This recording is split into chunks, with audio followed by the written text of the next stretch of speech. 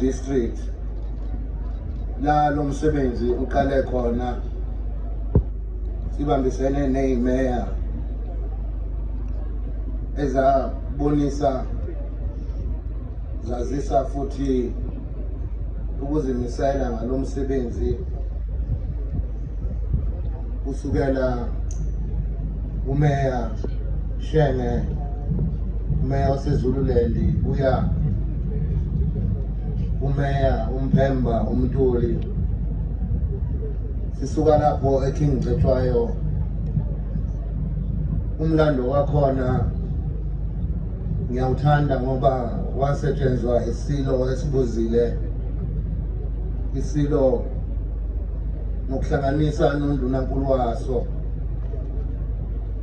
sakuphakamisa umntwana ophinda ngene ngokubonisana ukuthi ibe khona iKingcetshwayo district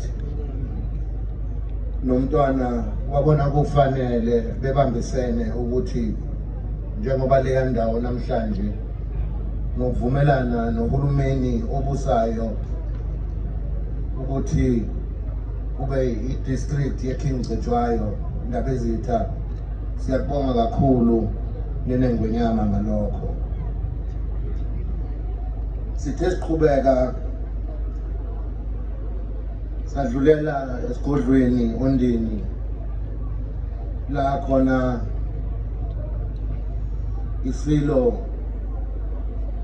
uCetshwayo sakwazi ukuthi yila sayiphaka khona impi, sahamba zonke lezo indlela ezayihandwa isilo namabutho aso Ondini kulungiselwa lo msebenzi esihlangane ngawo namhlanje okungukuvikela isihlalo, ukuvikela izwe nokuvikela thina Zulu qobo lwethu. Uhambe kahle nalowo msebenzi, ungahambi nje kodwa kwakudinga ukuthi imikhuleko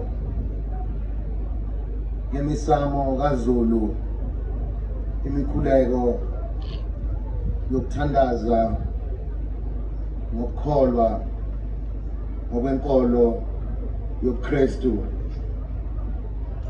isebenze ngalesi sikhathi, ngoba sisebenzela ukuthi sithinta yonke imimoya ekhona esikanye nayo lapha emhlabathini kaMageba. Ngiqhubeke ndabezitha,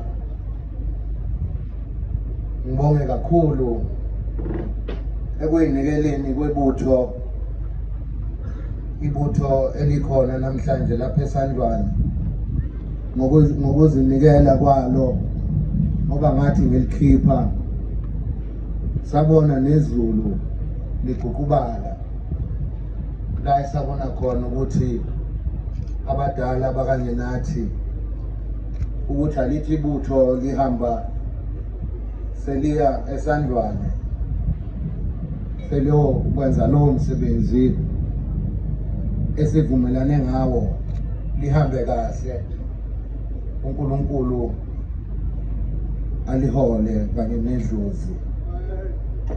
Nina besilo siyabonga, siyathokoza, siyajabula, siyaziqhenya ngokuthi lahamba kahle ibutho laze lafika lapha eSandlwane. Nina besilo, ngoba bese ngishilo nje ukuthi angizokwanda kakhulu ngokomlando, kodwa kumele sikhumbuzane ukuthi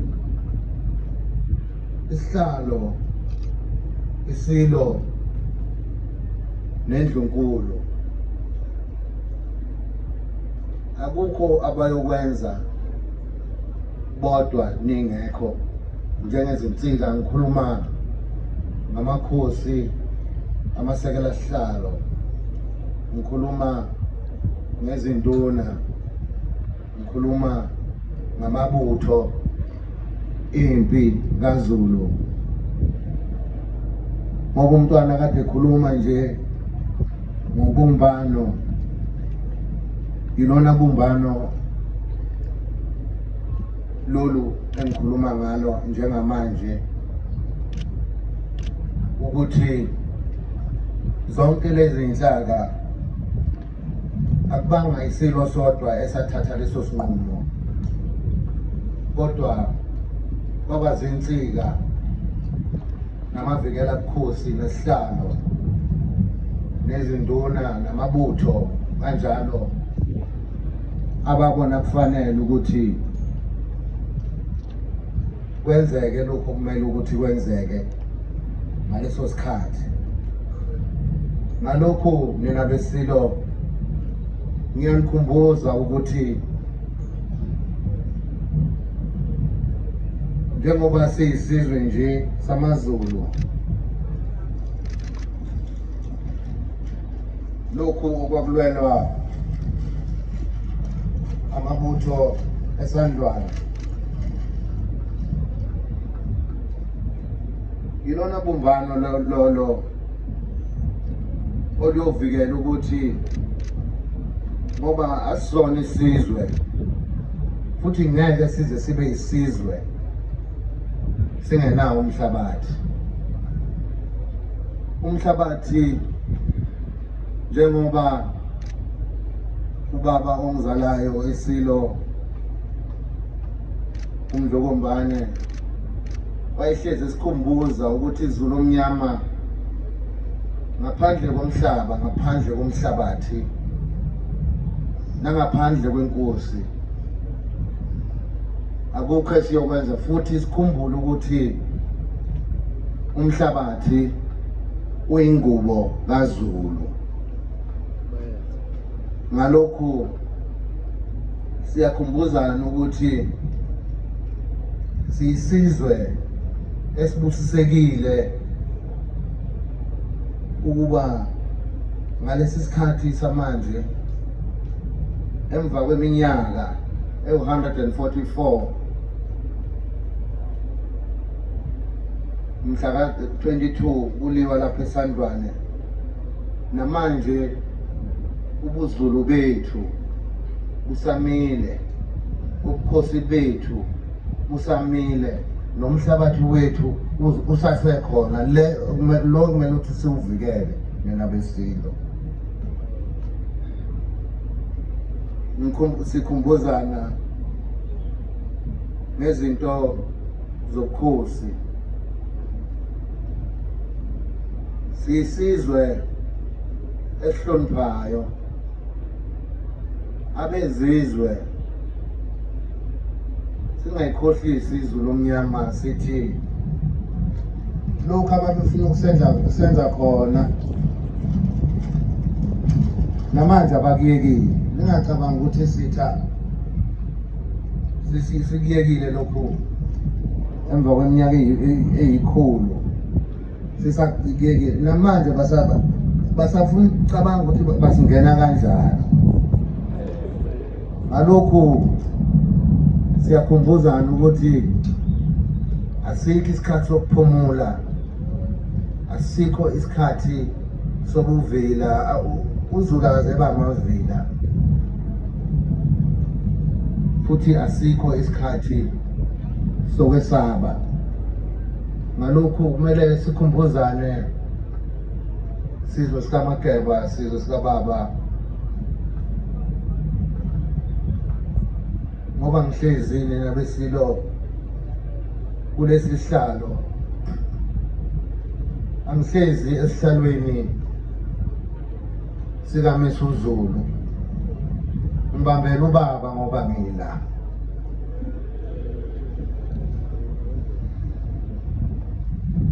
Nami makufika leso sikhathi nami ngiyobanjelwa umntanami. Ngicabanga ukuthi sonke siyavumelana ngale nkolo yokuphila okuyusikompilo lwethu. Engifisa ukuba nginikhumbuze futhi sihlanganisa amakhanda siyisizwe ukukhumbuzana nje futhi ziningi izinto abasingena ngazo abezizwe. Okokuqala nje angisho ukuthi ngithini ngenkolo, kodwa inkolo iyasihlukanisa isizwe, ipolitiki iyasihlukanisa isizwe, nokunye ke abanye bethu abakuthandayo, abanye bethu bengakuthandi. Lezo zinto lezo engisanda kuyibalula, ngicela Zulu omnyama singazivumeli ukuba zisiphazamise usikompilo nenkolo yethu njengamaZulu. Sibambe njengoba la amabutho ayelwa ngamangisi kule ntaba engcwele ayenza. Ngalokho nina besilo ngicela ukuzwakalisa intokozo enkulu ngibona ibutho likababa lingangozulu emakhini, njengokucela kwami ey'nkundleni zokuxhumana ukuthi noma ngabe kuthiwani, noma ngabe kunjani, njengoba kade esho umntwana wakwaphinda ngena undunankulu ukuthi awukho umndeni wakwaZulu ongazange uthinteke ngalolu suku sibambene namangisi lapha. Ngalokhu kubalulekile ukuthi sonke ngamunye noma sihlukana ngemindeni, kumele ukuthi noma ngayilunga elilodwa nje lomndeni lize lingene ebuthweni, noma lingene ebuthweni ley'ntombi, noma ebuthweni ley'nsizwa, noma ibutho lomama, beze ngothi lwabo. Ngiyathokoza Zulu omnyama ukuthi ningihloniphe, nize ngobuningi benu, ngoba kade yasho nje umntwana undunankulu kaZulu ukuthi siyaqala ukubona ibutho elingaka. Ngiyambonga uNkulunkulu ekanye nani ukuthi uNkulunkulu ungithandile futhi nani ungithandile njengoba nami ngimthanda sizwe sikaMageba.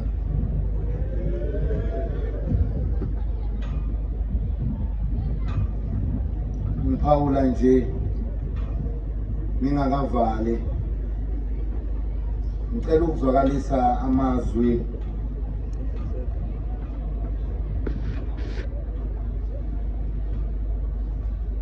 angazi ukuthi ngibeke kanjani, kodwa kukhona esizweni okungasiphethe kahle. Kukhona kade ngizwa nje ey'ndabeni ngiza ngapha eSandlwane ukuthi lo mkhuba wokubulala, noma angani ukubulawa kodwa nje kwabantu bebala elimhlophe, njengoba sikhona sonke la, sonke singamzala umuntu oyibala elimhlophe, usaqhubeka njengoba ngike ngasho nje, usaqhubeka lo mkhuba okuwumkhuba omubi.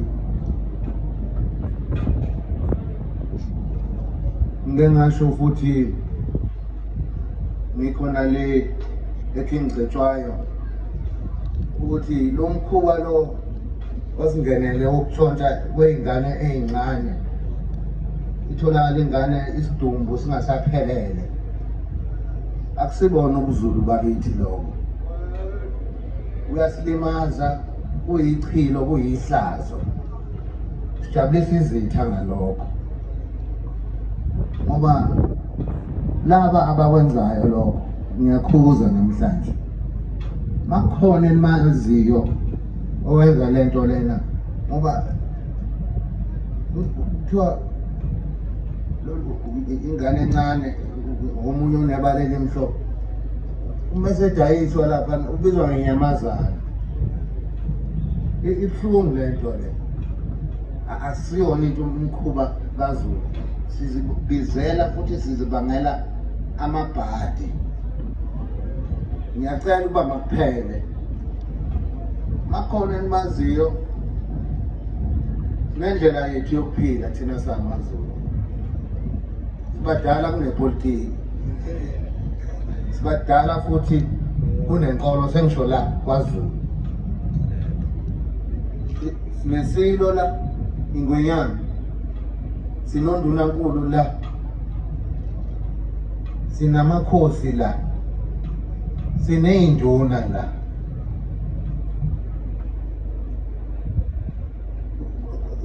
Istructure sethu simile nje gelekeqe. Konke lokhu inkolo politiki bakufika kuvese kukhona sesiyiphila leyo mpilo thina. Ngalokhu ngithi lokhu dayisa kwey'ngane nokubulala kwabantu bebala elimhlophe, makukhona enimaziyo bike enduneni noma ubike enkosini, ugile umkhuba kuyamusa. Sizobona ukuthi sisebenza kanjani thina ngalowo muntu. Ngigcizelele nginabesiko ngize ey'feni ey'khona. Ngiyamthanda futhi ngiyawuhlonipha umbuso kahulumeni okhona, ngisebenzisana kahle nawo kusuka phezulu kumongameli kuze kuyoshaya phansi kumakhansela, ngibambisene nabo. Sengikhuluma-ke ngohlelo lombuso kahulumeni. Ngiyazi ukuthi naye uhulumeni ngihlezi ngisho ngithi uNkulunkulu ubengathandi, ubengeke avume ukuba umongameli aholele ilizwe. Uqokwe uNkulunkulu ukuthi ehlale la ehlezi khona. uNkulunkulu umthembile umongameli nombuso wakhe ngathi. Ngalokho ngithi singagxeki, singakhombi iminwe. Ngiyambona manje wenzani, awulula umsebenzi awenzayo. Ngicela ukuba ipolitiki ephethizwe abaholi bethu sibabeke emthandazweni ngaso sonke isikhathi. Bayawudinga umkhuleko wethu nokugxeka. Ngiyabona ukugxeka mhlawumbe komuntu mhlawumbe osuka kwelinye izwe, kodwa ukugxeka umbuso ophethe wena fana nokuthi uyigwaza ngowakho. Izizwe zangaphandle ziyathatha amehlo ziyasibuka ukuthi senza kanjani. Manje akufuneki ukuze kufike isikhathi la ukuzakala khona ukuthi kodwa lapha eSouth Africa bayayazi into abayenzayo, akufunakali lokho ukuthi kube nembuzo. Ngalokhu ngiyagwema ukugxekwa kahulumeni. Uyayidinga umkhuleko yethu, asemkhulekele. uNkulunkulu uzosizwa. Lokhu ngikhuluma nenkolelo yokuthi ngikhuluma sisethempelini lethu, sisentabeni yethu engcwele la uNkulunkulu ayibonisa khona nabadala esababa amathamba amhlophe bakwaZulu ukuthi bakhona bayaphila. Siphethe imikhonto nezagile kodwa sabhekana nesibhamu. Akuyona-ke into elula leyo. Umhlaba wonke ngoba umntwana ukuyosifaka nje kwi-lecture yokuthi abakholwanga ukuthi bashayiwe. Ukuphuma kwempi yasondini nina besilo, INgonyama yakwazi ukuba ilithole ithuba lokuthi idonse ibutho ngendlebe ukuthi niyobathola le eSandlwane, ningadluleli ngizothi ishiyane namhlanje. Bafika eSandlwane bayinqoba impi ngokushiselwa igazi-ke naney'ntelezi. Igama lesilo lawela phansi. Lokho engikukhuzayo ukuthi INgonyama makukhuluma isilo noma kukhuluma undunankulu wesilo, kusuke kukhuluma ngenkolo yethu kaZulu, amakhosi amadala nedlozi qobo lwalo. Ngangithi isilo esibuzile masithi sona siyakhuluma siyaxoxa noNkulunkulu. Angibuza ukuthi le nto yenzeka kanjani. Namhlanje ngiyayikholwa ngoba yenzeka kimi. Sibona izinto zingakenzeki. Ngalokho angisho ukuthi ngibamba ngobhongane ukuthi ningilalele ngenkani. Sesaphila eSouth Africa idemocracy.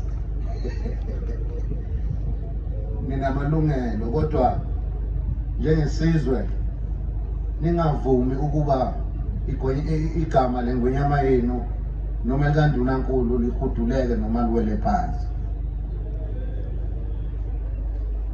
Njengoba bengisho nje ukuthi ngiphakamisa ukubumbana,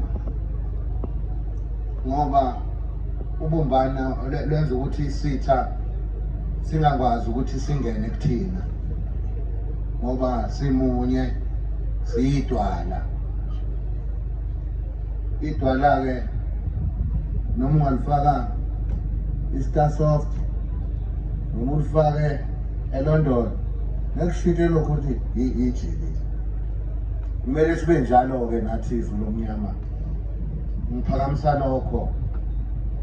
Ngibonga kakhulu emabuthweni kaZulu, ngibonge kakhulu komama abayibutho abakade behamba nendlovukazi engizalayo ukuthi niphelele lapha ekhaya ngothilweni kanye ney'ntombi ney'nsizwa ngokunjalo, ngoba izizwe zomhlaba ziyabuka zisibhekile, bayafisa nabo ukuthi benze lokho esikwenzayo.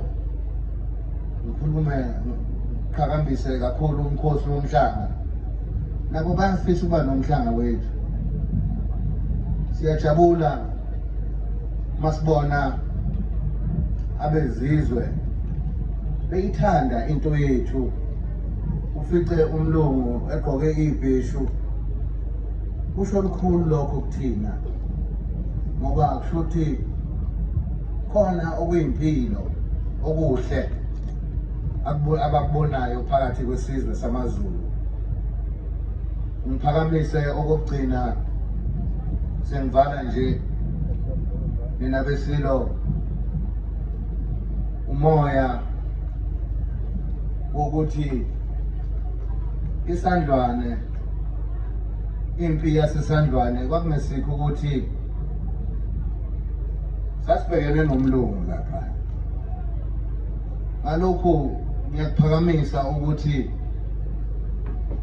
amaXhosa, amaVenda nezizwe zonke, ngoba nabona nje kade ngibekwa ngene esibayeni kufika amakhosi angamaZulu akithi asuka koZimbabwe, koMalawi, koZambia. Siyisizwe esikhulu ukuthi lokhu okwakwenzeka lapha asingabheki ukuthi amaZulu odwayelwa naphana, asiyibuke siyibheke ngolimi lokuthi Afrika wayebhekene nomlungu. Ngalokhu akungabe umcimbi wethu sodwa Zulu. Asiyithathe njengendlela eyimfundiso leyusiko lomuntu oyibala elimnyama ukuthi wabhekana nobunzima obafika nabezizwe sanqoba. Ngalokhu ngiyawujabulela lo msebenzi ngabezitha ndunankulu kaZulu wena uqala kanye nomdlokombane. Masibona kubuhle kunjena usinikeza ithemba, usinikeza ukuzigqaja. Mina besilo sizwe sikababa ngithokoza kakhulu kubo bonke abahlanganise lo msebenzi waze wayimpumelelo. Ngithokoza kakhulu wonke umuntu ofake isandla kulo msebenzi ukuthi nakusasa ningakhathali, ngoba